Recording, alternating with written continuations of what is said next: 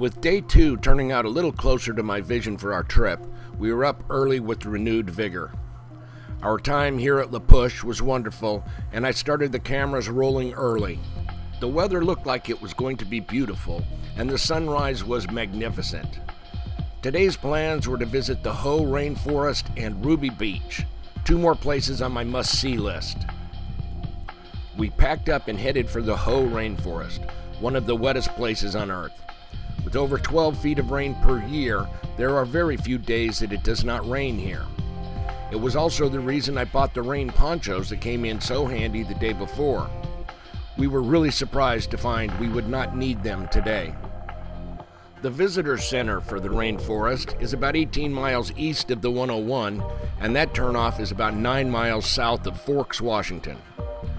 This drive is one of the most scenic you will ever go on, and by the time you get to the visitor center, you will be lost in the sea of green.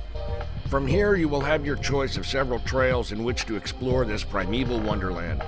Since my legs were aching from our adventure through Cape Flattery the day before, we chose the Hall of Moss Trail. While it is not wheelchair accessible, it is what I'm going to call a Goldilocks hike. Not too easy, not too tough, just right. And all I can say is, wow, this 0.9 mile long trail was the perfect follow-up to my first hike the day before. And the sights to be seen, moss everywhere, everything green, and since it was spring, there was brand new growth everywhere. As you wander through this magnificent forest, you're going to have trouble deciding on what to shoot. Every direction is beauty. And as I was standing there shooting away, I suddenly heard a panicked Miss Lynn say she could see a bear. Before we had left Los Angeles, Miss Lynn had made it clear she was worried about bears. I told her to get behind me and stepped up to survey the situation.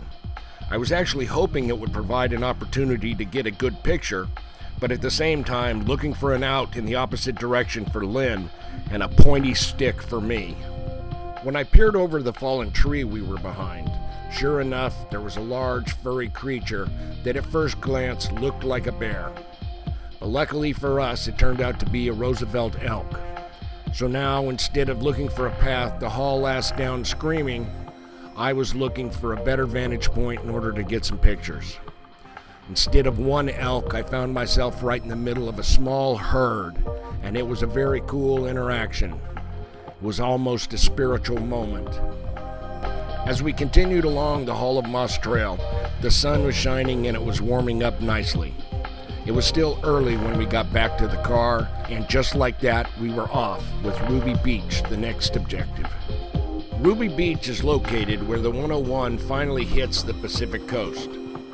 When you get there, you will find a parking lot with a nice trail down to the beach.